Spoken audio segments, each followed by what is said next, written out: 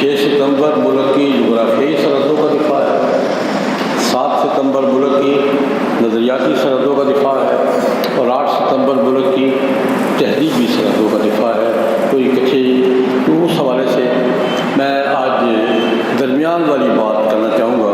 یوم ختم نبوت کے حوالے سے شرکت کے لیے ایک واقعہ عرض کرنا چاہوں گا۔ سینکڑوں بار حضرتوں نے یوں دیکھا، حضرت عمر پہ انہوں نے کہا یہ تو معافی مانگ لے گا کہ مجھے اوکاشا نہیں بھولتا بھائی۔ اللہ اس بات پہ خوش نہیں ہے، اللہ پاک نے اوکاشا کو میرے ہاتھوں جنت بھیج دیا اور مجھے اس کے ہاتھوں جہنم جانے سے بچا لیا۔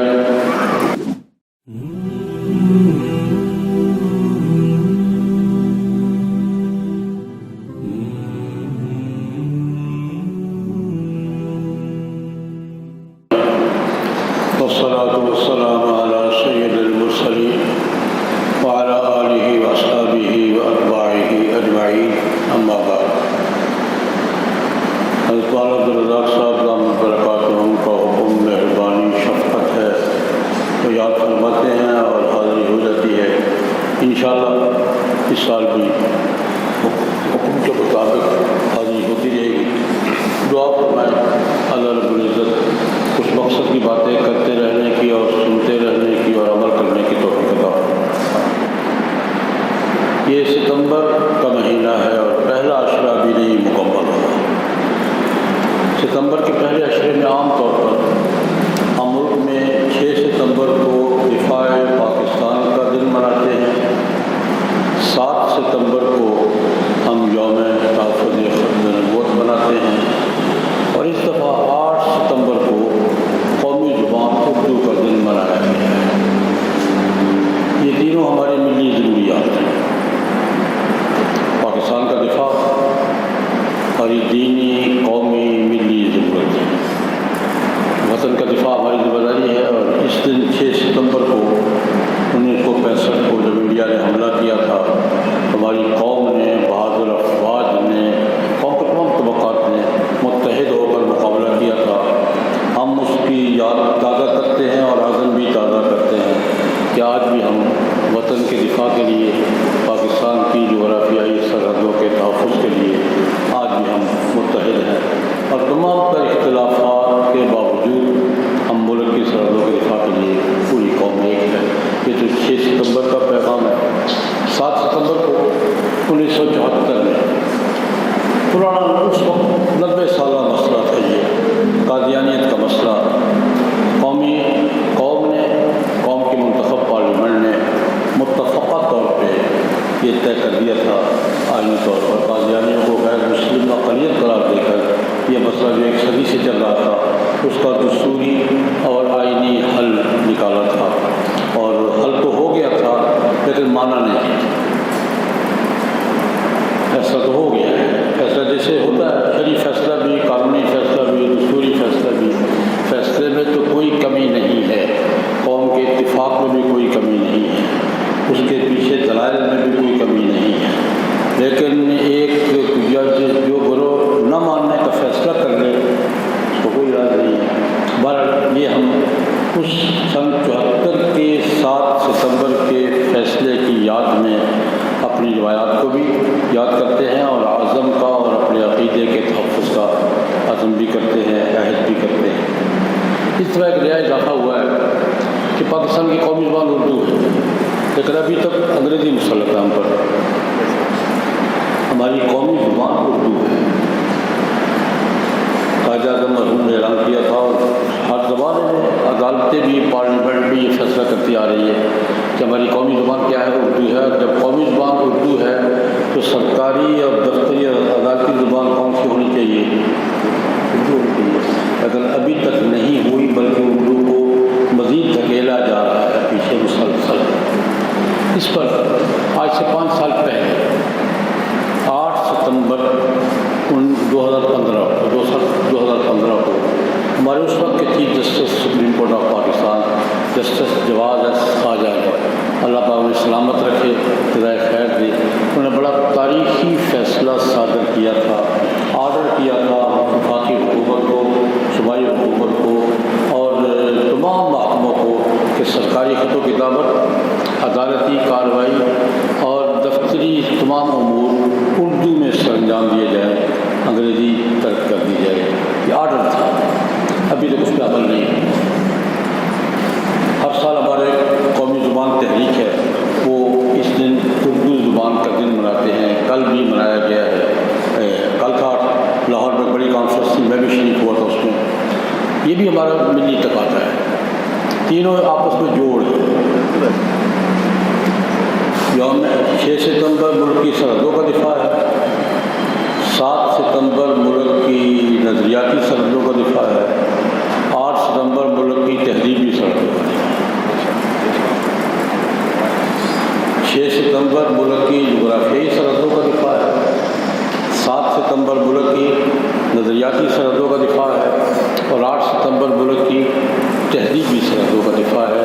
تو اکٹھے تو اس حوالے سے میں آج درمیان والی بات کرنا چاہوں گا، یوم ختم نبوت کے حوالے سے شرکت کے لیے ایک واقعہ عرض کرنا چاہوں گا۔ سینکڑوں واقعات ہیں لیکن ایک واقعہ عرض کرنا چاہوں گا۔ جناب نبی کریم صلی اللہ علیہ وسلم کے زمانے میں جن لوگوں نے نبوت کا دعویٰ کیا تھا ان میں ایک کا نام طلحہ تھا، طلحہ بن خویلد اسدی۔ یہ معروف صحابی تھے، عکاشہ بن محصن فزاری اسدی رضی اللہ عنہ، یہ چچا زاد بھائی کزن تھے آپس میں، طلحہ اور عکاشہ آپس میں کزن تھے۔ طلحہ نے نبوت کا دعویٰ کر دیا، حضور کے زمانے میں لشکر اکٹھا کر لیا مقابلے پر۔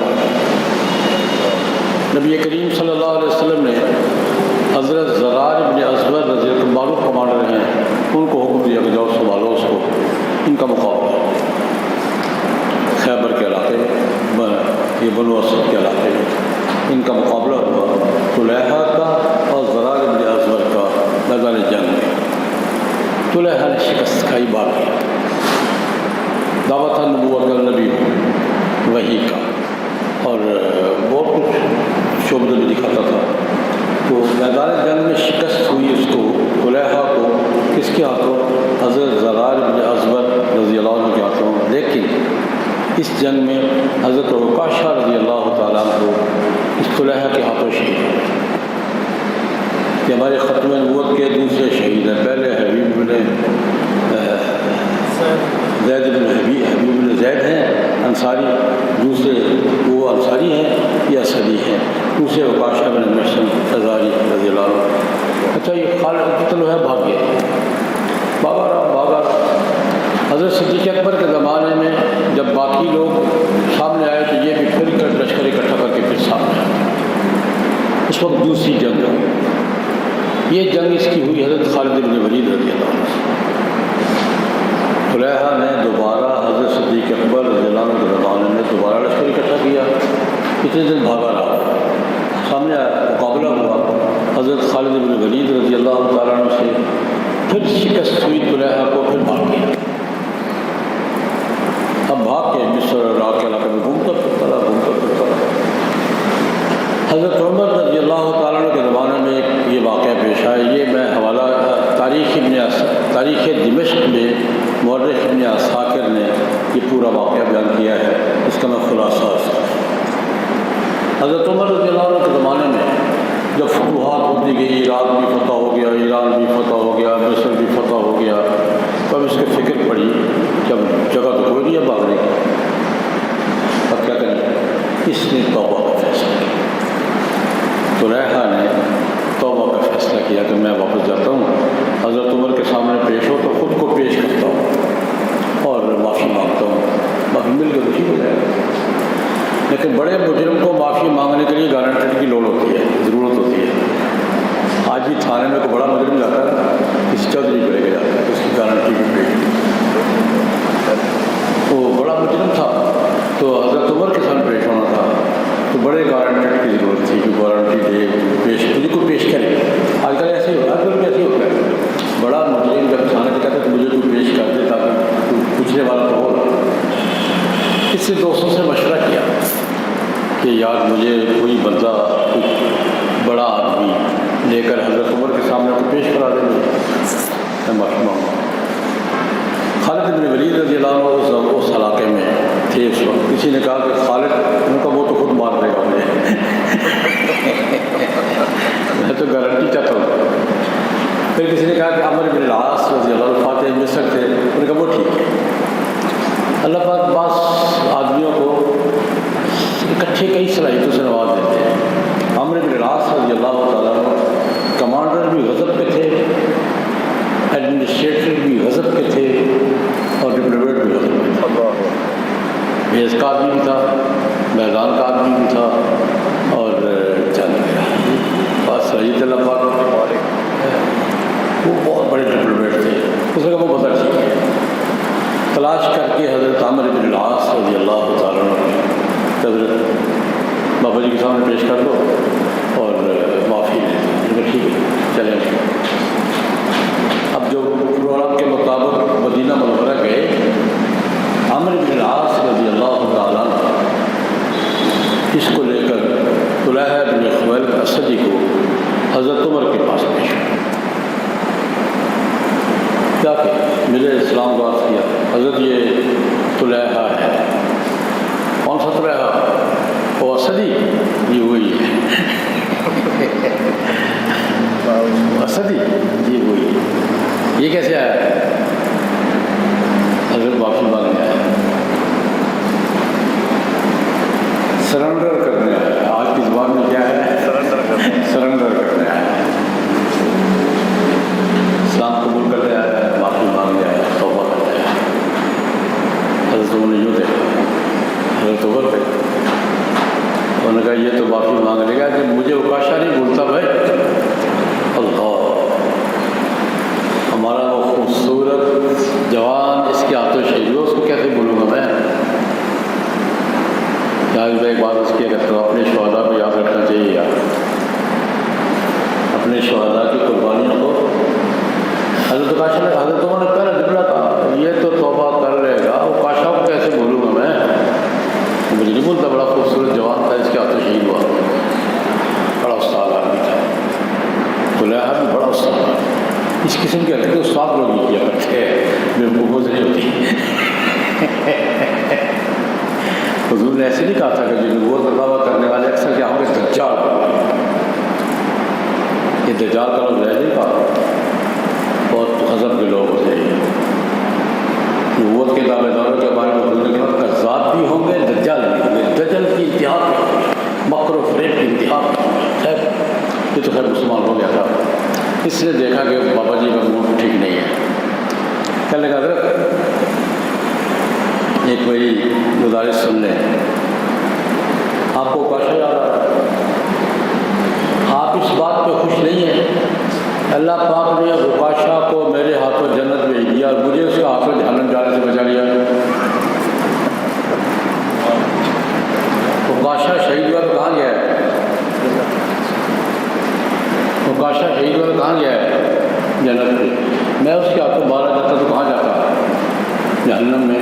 اللہ پاک نے میرے ہاتھوں اوکاشا کو جنت بھجوا دیا, مجھے اس کے ہاتھوں جہنم جانے سے بچا لیا. کیا آپ کی یہ بات اچھی لگے گی؟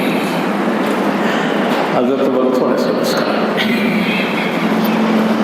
یہ بات کمال کی بات ہے. جب دیکھا نا کہ ہنسے تھے پھنسے, دیکھا کہ اب کچھ لائن سیدھی ہوئی ہے, ایک دوسری بات. حضرت کل قیامت کے دن آپ کو یہ منظر اچھا نہیں لگے گا. اوکاشا اور میں دونوں بھائی, دونوں قاتل مقتول ہاتھوں میں ہاتھ ڈال کر جنت میں جا رہے ہوں گے تو آپ کو کیسا لگے گا؟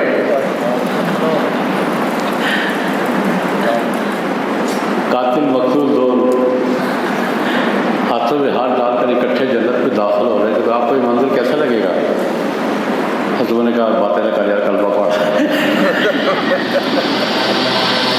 ایسا باتیں نہیں کرتا. ہے استادی کی بات ہے کہ نہیں؟ حضرت عمر اٹھی کیا, کلمہ پڑھا.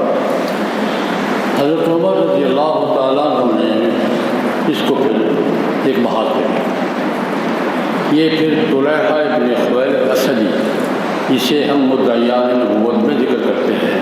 محدثین اسے صحابہ کرام میں اور شہداء میں ذکر کیا ہے. ایرانیوں کے خلاف لڑتے ہوئے ایک محاذ میں یہ شہید ہو گئے تھے۔ ہمارے تمام محدثین نے ان کو صحابہ میں ذکر کیا ہے، شہداء میں ذکر کیا ہے۔ حضرت طلحہ بن خویلد اسدی رضی اللہ تعالیٰ۔ تو یہ بات میں نے ایک ایمان کی تازگی کے لیے عرض کی۔ ایک بات میں اس حوالے سے قادیانیوں سے کہا، مسئلہ ہمارا واسطہ قادیانیوں سے، ایک دعوت دیا کرتا ہوں میں قادیانیوں کو اس حوالے سے۔ دیکھیں حضور کے زمانے میں 4 آدمیوں نے وہ دعویٰ کیا تھا، مسلمہ، طلحہ، اسود یانسی نے اور ایک سجاح نے، بی بی نے۔ ان میں سے 2 تو مقابلے پر آ کر مارے گئے تھے، مسلمہ بھی اور اسود بھی، 2 نے توبہ کر لی تھی۔ تو مقابلہ اس کا بھی ہوا، 2 جنگیں لڑی ہیں مسلمانوں سے، 2 جنگیں لڑی ہیں، مقابلہ کیا ہے ٹھیک ٹھاک قسم کا۔ مسلمہ نے بھی کیا ہے، اسود کو بھی حضرت فیروز ریلوی نے قتل کیا تھا۔ 4 مدعیان نبوت تھے، 2 مارے گئے تھے مقابلے پر، 2 نے توبہ کر لی تھی۔ طلحہ نے 2 جنگیں لڑنے کے باوجود بھی کیا کر لی؟ توبہ قبول ہوئی، واپس آئی۔ ابھی اس کے پورے اعزاز پر لوگوں کے ساتھ ذکر ہوتا ہے۔ اور سجاح نے بھی توبہ کی۔ سجاح کی لمبی داستانی سناتا وقت نہیں ہے۔ یہ مسلمہ کذاب کے ساتھ یہ حضور کے حضرت صدیق اکبر کے زمانے مقابلے پر تھی، اس کی بھی 40,000 فوج بتاتے ہیں۔ شکست کا ہی بات ہے، کیوں پوش عورت کے لیے پوش ہونا زیادہ آسان ہوتا ہے۔ یہ گم ہو گئی، پتہ گئی کدھر؟ یہ پھر حضرت امیر المومنین حضرت معاویہ رضی اللہ عنہ کے زمانے میں ظاہر ہوئی ہے۔ اس زمانے میں یہ بنو تغلب میں سے تھی، اس علاقے میں یہ قحط ہو گئی، 2 سال بارش نہیں ہوئی، لوگ علاقہ چھوڑنے میں مجبور ہو گئے، یہ بھی مجبور ہو گئی۔ یا یہ دمشق حضرت معاویہ رضی اللہ عنہ کی خدمت میں پیش ہوئی ہے، اس نے توبہ کی ہے، واپس آئی ہے۔ حضرت معاویہ رضی اللہ عنہ کے حکم سے اس کو کوفے میں بسایا گیا ہے۔ کوفے کے گورنر کو حضرت معاویہ نے آرڈر دیا، محترم خاتون ہے، عزت کے ساتھ پروٹوکول کے ساتھ اس کو رکھو۔ بڑی عابدہ زاہدہ خاتون تھی۔ کوفہ میں ان کا انتقال ہوا۔ کوفہ کے گورنر تھے حضرت سمرہ بن جندب رضی اللہ تعالیٰ عنہ، انہوں نے جنازہ پڑھایا، خود دفن کیا۔ تو میں قادیانی سے کہا کرتا ہوں یار 4 تھے، 2 مارے گئے تھے، 2 نے توبہ کر لی تھی، ادھر جانا ضروری ہے، ادھر آ جانا۔ میری دعوت ٹھیک ہے یا نہیں؟ مسلمان بننا ضروری ہے؟ طلحہ بنو یار سینے سے لگائے گا، کیا خیال آپ نہیں رہے گا؟ توبہ کر کے آ جاؤ سینے سے، سجا بن جائے، طلحہ بن جائے۔ یہ واقعہ میں اس حوالے سے ذکر کیا کرتا ہوں کہ ایک تو ہمیں اپنے شہداء کو یاد رکھنا چاہیے، دوسرا قادیانیوں کو آج بھی ہماری دعوت ہے یار، ہماری کوئی ذاتی دشمنی نہیں ہے، مسئلہ ختم نبوت کا ہے، عقیدے کا ہے، توبہ کرو، واپس آ جائے، سینے سے احترام دیں گے، پورا پروٹوکول دیں گے، لیکن طلحہ کی طرح، سجاح کی طرح توبہ کر کے واپس آؤ، عقیدہ ختم نبوت کے تقاضے پورے کرو، اور ان مسئلہ بھی جھگڑا بھی ختم ہو جائے۔ خواہ آپ خود بھی پریشان ہو رہے ہو، ہمیں بھی پریشان کیا ہوا ہے، چھوڑو یار، معاذ آ رہے ہیں، آ جاؤ واپس۔ ہم طلحہ کی طرح، سجاح کی طرح قبول کریں گے، پورا پروٹوکول دیں گے، پورا اعزاز دیں گے۔ کیا خیال ہے؟ یہ دعوت ٹھیک ہے؟ اسی پر